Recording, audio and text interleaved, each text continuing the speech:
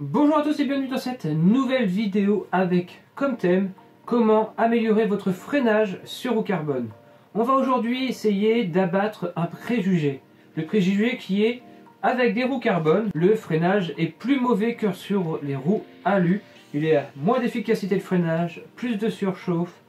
Sur les routes mouillées et sous la pluie, on n'en parle même pas. Les roues carbone sont souvent totalement déconseillées par les utilisateurs. Et bien aujourd'hui, je vais vous présenter une marque de patin, Darkpad. C'est une marque française qui a conçu, breveté son patin. C'est vraiment un patin unique sur le marché. Et on va vous montrer que grâce à leur développement, on va pouvoir améliorer notre freinage sur roue carbone et ainsi s'approcher de l'efficacité de freinage d'une roue alu.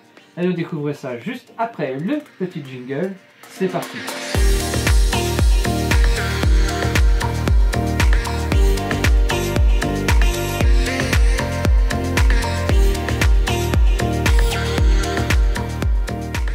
Je suis sûr que vous êtes nombreux à vouloir acheter des roues carbone, que ce soit pour le style ou pour leurs propriétés aérodynamiques. On aime tous avoir des roues carbone sur son vélo, mais on a tous cette même appréhension et on a tous entendu les mêmes choses. Une roue carbone, ça surchauffe au freinage, ça freine moins bien. Sur route mouillée et sous la pluie, l'efficacité est totalement inexistante. Le freinage est alors un point qui peut vous conduire à ne pas acheter une roue carbone. Et c'est vraiment dommage car franchement, en plus du gain de poids, on gagne un gain aéro et surtout cela transforme entièrement un vélo à l'image de mon Dingfu que j'ai juste à côté de moi. Les patins Darkpad. Si au premier abord les patins ressemblent à n'importe quel autre patin, si on ne regarde pas de plus près ces patins et qu'on ne se penche pas sur la fiche technique, on pourrait passer à côté de ces patins. Pour garantir un bon freinage, 3 éléments doivent être réunis. Tout d'abord, la piste de freinage de votre jante carbone doivent être traitées d'une façon spécifique. On a alors des traitements avec plus ou moins de carbone, de basalte, de Kevlar qui vont vous permettre d'avoir une meilleure accroche et une meilleure piste de freinage.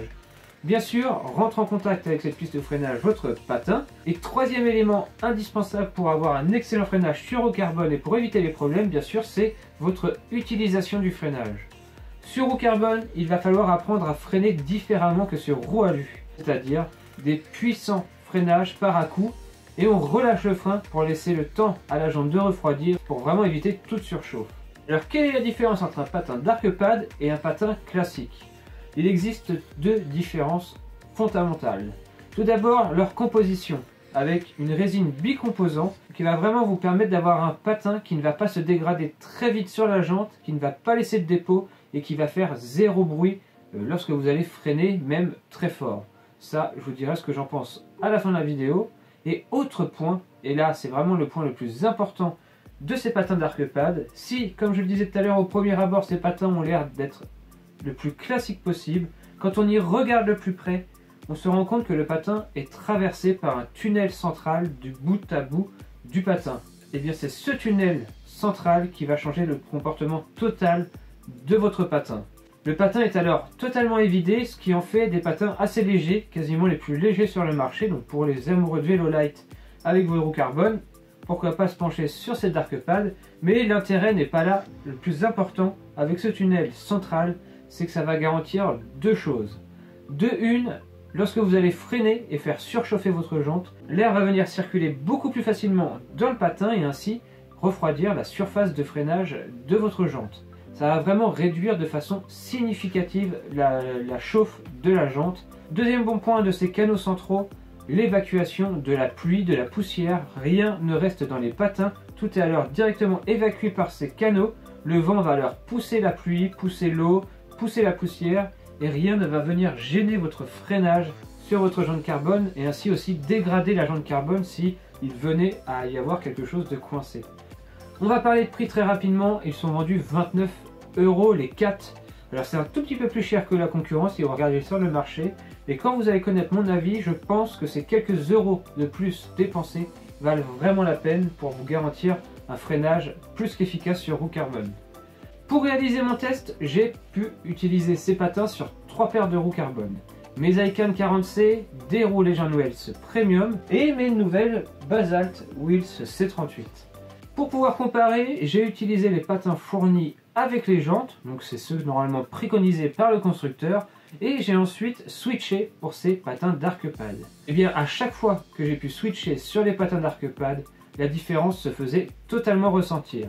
La plus grosse différence s'est faite sur les roues Legend Wheels. Si avec les patins d'origine, les patins faisaient du bruit, laissaient vraiment un dépôt sur les jantes et n'étaient pas des plus efficaces, surtout sur route mouillée, une fois passé à mes patins d'Arcpad, j'ai vraiment eu la sensation de retrouver un freinage comme je pourrais en avoir un sur roue alu. Plus d'assurance dans les descentes, j'avais plus du tout d'appréhension. Lorsque j'arrivais à un stop en bas d'une descente, je savais que j'allais m'arrêter. Sur route mouillée, on avait le même freinage que sur route sèche et ça c'est vraiment un très bon point. J'ai été vraiment conquis par l'efficacité de freinage que pouvaient avoir ces patins sur mes différentes roues carbone. Je n'ai pas détecté de dégâts sur la piste de freinage. Les patins s'usent vraiment de façon régulière. Ça fait maintenant 6 mois que je les utilise ces patins, un bon 6 mois.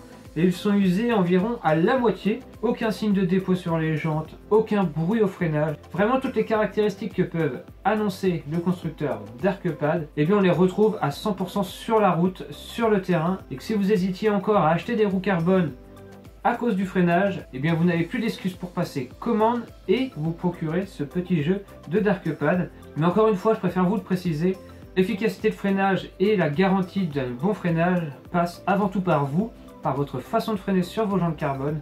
Votre jante s'en portera beaucoup mieux. Alors si vous aussi vous avez déjà utilisé les patins d'Arcpad et que vous avez apprécié les utiliser, n'hésitez pas à mettre tout ça dans la description. N'hésitez pas aussi à me dire si vous utilisez d'autres patins que ces d'Arcpad sur vos jantes carbone. Et dites-moi si vous en êtes convaincu. En tout cas voilà, on a essayé de répondre à la problématique du freinage sur jantes carbone qui peut s'avérer difficile lorsque tous les éléments ne sont pas réunis. L'élément des patins, c'est fait. La façon de freiner sur jantes carbone, je vous les ai expliquées. Maintenant, il ne reste plus qu'à vous procurer les bonnes roues carbone. J'ai déjà pu en tester quelques-unes que vous pouvez retrouver sur ma chaîne Normandie Cycling. Et nous, on se dit à très vite pour une prochaine vidéo. Ciao tout le monde!